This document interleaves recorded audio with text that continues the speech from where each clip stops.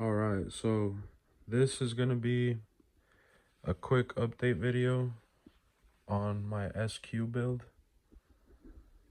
So for those of you who just started following my channel, you know that I just got this pair of 8-inch W7s. Honestly, really unique, really beautiful driver, and pretty good performance for an 8-inch sub. They do require about a cubic foot of air, which it's kind of a lot for an 8-inch sub, but they have really good output, good sound quality, and plus they're basically my dream subwoofer. So that's the newest addition. Another thing, as you can see here, I just have the widebands, these 3-inch Hertz Milli Pro mid ranges, and the 6.5 Milli Pro mid bass.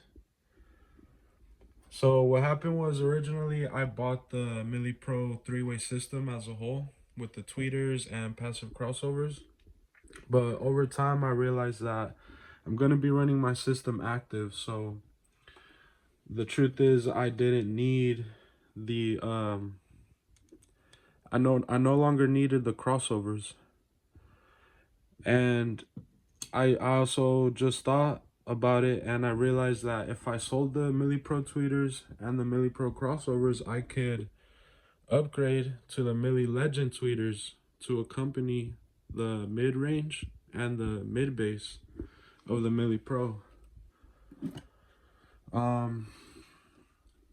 I really think that was a good call, because with the Milli Legend tweeters, I'm going to be getting a lot better clarity and resolution, especially at higher volumes.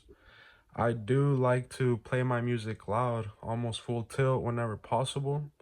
So better resolution, more clarity, less distortion at higher volumes is definitely an upgrade over the Milli Pro tweeters. Another thing, I do listen to tons of Mexican music, Spanish music, of all types of genres. And I have always included an Epicenter in my system.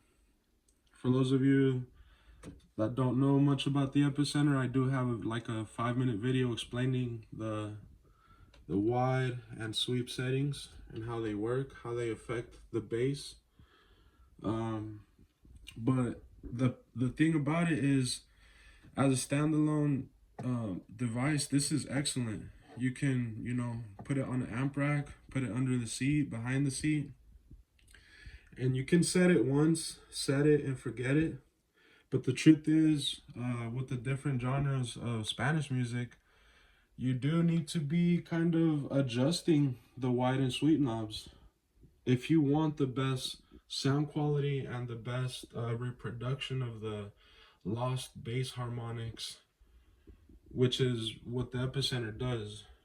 It restores the bass harmonics that get compressed and basically get lost when the song gets, put onto streaming services, etc.